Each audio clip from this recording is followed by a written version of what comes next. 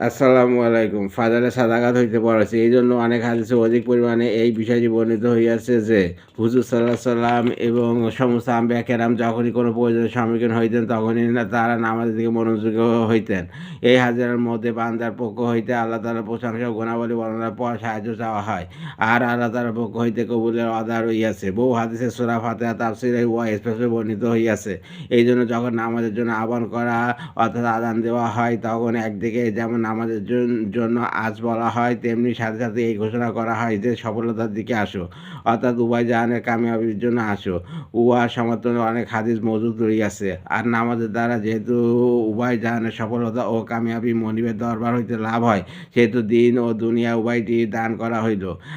সুতরাং জাকাত যেন নামাজের জন্য সম্পূরক ও পরিপূর্ণতা স্বরূপ, অর্থাৎ আমার দরবার হইতে যা দান করা হয়, উহা হইতে অধিক ও সামান্য পরিমাণ, অর্থাৎ শতকরা 2.5 টাকা আমার নাম স্মরণকারী ফকিরদেরকেও দান করিও। উহা যেন মহান দরবার হইতে পাওয়া দানের শুকরানা স্বরূপ হইল, যা বিবেকসম্মত ও স্বভাবসম্মত। আর পরিচিত নিয়ম এই যে, দরবারি দান দক্ষিণা হইতে দরবারের চাকর নাকরদেরকেও দেওয়া হইয়া থাকে। এই কারণে কোরআনে পাকে বেশিরভাগ যেখানে নামাজের হুকুম আসিয়াছে, সেখানে উহার পর সঙ্গে সঙ্গে অধিকাংশ ক্ষেত্রে জাকাতের হুকুম হইয়াছে।